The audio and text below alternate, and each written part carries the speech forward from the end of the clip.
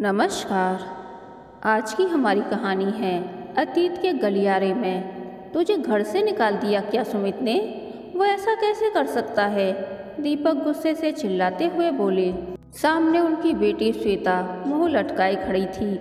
जब से उसकी शादी सुमित से हुई थी वो दुखी ही रहती थी। कभी दहेज को लेकर, कभी फूहड़ कहकर, तो कभी कोई और कमी निकालकर वो उसे तंग ही करता रहता था। और इसकी मुख्य वजह थी श्वेता का पक्का रंग। भले ही उसके फीचर्स काफ़ी शार्प थे, बड़ी बड़ी मासूमियत से भरी आँखें, लंबे काले रेशमी बाल, छरहरा शरीर, लंबा कद, पर रंग काफ़ी काला था जो उसके सारे गुणों को ढक देता था। एक बाप की नज़र से दीपक अपनी बेटी श्वेता को देखता तो उसका दिल रो उठता था। कितनी मधुर भांसड़ी है ये, हर काम में पारंगत, पर ये सारे गुण अर्थहीन हो चले थे। तभी उसकी बूढ़ी माँ सुरेखा जी कमरे में आई और दुखी आवाज़ में बोली, इतिहास खुद को दोहराए ना, ऐसा हो नहीं सकता। बेचारी बच्ची को अपने ही पिता की गलतियों की सज़ा भुगतनी पड़ रही है। दीपक बिलबिला गया। क्या कह रही हो माँ, आप भी? वो बौखलाए हुए बोला।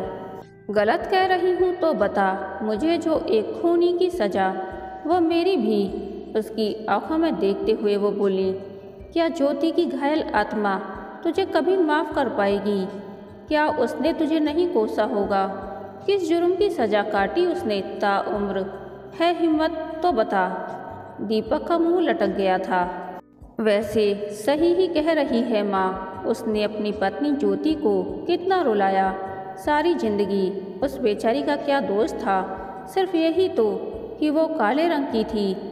फिर वो तो दीपक के पीछे नहीं पड़ी थी कि मुझसे शादी कर लो, बल्कि दीपक ने उससे जिद करके शादी की थी। ये सोचते सोचते दीपक का मन अतीत के गलियारे में विचरण करने लगा। कितना बदमिजाज और गुस्सैल था वो अपनी जवानी के दिनों में।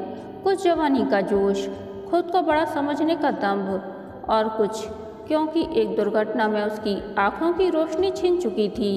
इस वजह से दुनिया की उसे बेचारा कहने से उत्पन्न हुई चिढ़ के कारण उसे सारी दुनिया से नफरत होती थी। ऐसे में एक दिन उसकी जिंदगी में आई ज्योति रोशनी की एक किरण बनकर, हवा का हल्का सा मीठा झोंका बनकर, जिसने उसके संतप्त दिल को छू लिया और उस पर ठंडक बनकर बरसी थी। वो हुआ यूँ कि दीपक की मेड जिन्होंने उसे शुरू से पाला था, उन्हीं के हाथ का बना खाना वो खाता, उनसे कहानियाँ सुनता और उनके साथ दिन भर रहता, क्योंकि उसकी माँ सुरेखा तो हर वक्त मीटिंग्स पार्टीज में बिजी रहती। एक बार बीमार पड़ गई और उनकी अनुपस्थिति में उनकी बेटी ज्योति उसकी देखभाल को आई। दीपक बहुत बुरी तरह बिगड़ गया था और चीखा था उस पर, आइंदा मेरे कमरे में घुसने की जुर्रत न करना, कहकर उसे बेइज्जत कर निकाल दिया था उसने। ज्योति स्वभाव की बहुत शांत और सरल थी। जानती थी साहब देख नहीं सकते, लेकिन दिल के इतने बुरे नहीं जितने वो बने रहते हैं। इसीलिए चुपचाप पी गई उनका गुस्सा। अपनी माँ से उनकी तारीफ़ें सुन चुकी थी वो, और फिलहाल उन लोगों की रोजी रोटी इससे ही चलती थी, तो दूसरा कोई चारा भी ना था। लेकिन धीरे धीरे उसके मधुर व्यवहार ने दीपक का कठोर हृदय पिघला ही दिया। अब वो ज्योति को अपने पास आने देते, उनके काम भी करने देते। दीपक की माँ निश्चिंत थी कि बेटे की समस्या निबट गई, जैसे कि उसका कोई दोस्त नहीं था। वो चिड़चिड़ा हो चला था और ज्योति के साथ अब वो खुश रहना सीख रहा था। अक्सर उसे खिलखिलाते देखकर सुरेखा रिलैक्स हो जाती। उन्हें भी ज्योति अच्छी लगने लगी थी। वो अपनी प्रतिभा से घर में सबका दिल जीत लेती। छोटे बड़े सारे काम ज्योति ने अपने जिम्मे ले लिए थे। एक बार दीपक को बहुत तेज बुखार चढ़ा। ज्योति ने रात दिन उसकी सेवा की, उसका बुखार चेक करना, उसे दवाई पिलाना, उसके माथे पर पट्टियाँ रखना, उसका सिर सहलाने से लेकर उसे सूप पिलाना, उसका स्पंज करना भी। उसके इतने करीब रहते हुए दीपक ने पहली बार महसूस किया कि जैसे उसे भी ज्योति से प्यार होने लगा है। एक दिन मौका देखकर उसने ये बात ज्योति के आगे रख दी। बुरी तरह चौंक गई थी वो और विनम्रता से उसका प्रस्ताव ठुकरा दिया था उसने। साहब, आपको मेरे साथ अपने अकेलेपन का एक साथी मिला तो आपको भ्रम हो गया, लेकिन मैं आपके लायक नहीं। आप मालिक हैं और हम नौकर, दो अलग पोल्स कभी मिल नहीं सकते। तुम नहीं जानती ज्योति, भावुक होते हुए वो बोला। मैंने तुम्हें मन की आंखों से देखा है और वो कभी झूठ नहीं बोलती। वो मुझसे कह रही हैं कि तुम बहुत सुंदर हो, हमेशा मेरा साथ दोगी, एक साया बनकर मेरे साथ रहोगी। बोलो, रहोगी ना? दीपक ने ज्योति का हाथ अपने मजबूत हाथों में पकड़ लिया था और उससे अनुनय कर रहा था। ज्योति अवाक थी। कहाँ ये सुदर्शन नवयुवक जिसे वो दिल की गहराइयों से प्यार करने लगी थी, लेकिन जानती थी अपनी सीमाएं। चांद सबको प्यारा है, लेकिन मिल तो नहीं जाता सबको, उसे दूर से देखकर ही संतोष करना पड़ता है। उसने लाख मना करना चाहा, पर दीपक की रूमानी दार्शनिक बातों के आगे उसकी हर दलील फीकी पड़ गई। दीपक की माँ सुरेखा भी पहले चौंकी थी, पर देखती थी न आजकल की लड़कियों को जो सिर्फ उनकी दौलत हथियाने के लिए उनके लड़के की हम सफ़र बनती, बाकी उससे कोई मतलब न होता, और दूसरी तरफ ये ज्योति जो सच्ची जोगन बनकर अपना प्यार, समय और भावनाएं उनके नेत्रहीन दीपक पर न्यौछावर कर रही थी। छोटे से सादे समारोह में वो एक दूसरे के हो गए। खुशी खुशी दिन कटने लगे। दीपक को जैसे दुनिया की सारी खुशियाँ मिल गई थीं। ज्योति उसकी ज़िंदगी में सौभाग्य की लक्ष्मी बनकर आई थी। उसे बहुत बड़ा बिजनेस ऑफर मिला था। तभी एक बहुत पहुँचे हुए डॉक्टर ने उसकी आँखों का ऑपरेशन करना सुनिश्चित किया।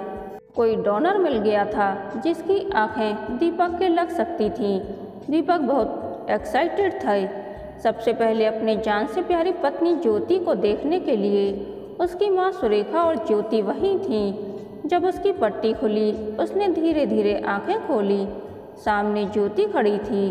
उसे देखते ही वो चिल्लाया, ये कौन बदसूरत औरत खड़ी है? इसे निकालो माँ। मैंने कहा था कि मैं सबसे पहले अपनी ज्योति को देखूंगा। ज्योति के होंठ सिल गए। वो बुरी तरह आहत थी अपने पति की प्रतिक्रिया से। पिछले एक हफ्ते से वो कठिन उपवास पर थी। पति की आंखों की सलामती के लिए इस बात का सदमा सह नहीं पाई और बेहोश हो गई।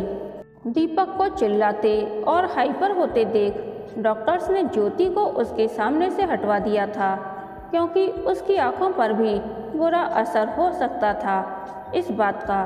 बाद में सुरेखा ने बहुत समझाया था दीपक को, लेकिन फिर उसने ज्योति की शक्ल नहीं देखी दोबारा। एक ही बात रटता रहा वो, ज्योति इतनी बदसूरत नहीं हो सकती। उसकी माँ ने हजारों बार समझाया। उसका सिर्फ रंग डार्क है, बाकी उसका दिल कितना उजला है ये उसे बताने की ज़रूरत नहीं है। दीपक ने एक न सुनी। वो ज्योति से नफरत करने लगा था। उसकी माँ रातों रात बूढ़ी होने लगी थी। इससे तो ये हमेशा अंधा ही रहता। ऐसी आँखों का क्या फ़ायदा जो आदमी किसी की असली खूबसूरती देख ही ना पाए। उसे लगता कि उसकी परवरिश में ज़रूर कमी रह गई थी, जो उसका बेटा इतना क्रूर कट्टर बना। स्वाभिमानी ज्योति जो गर्भवती भी थी और उसकी सास ये बात जानती भी थी, अपने पति की प्यार की निशानी संग लेकर उनका घर छोड़कर गई थी, क्योंकि वो रोज़ रोज़ का अपमान नहीं सह पा रही थी।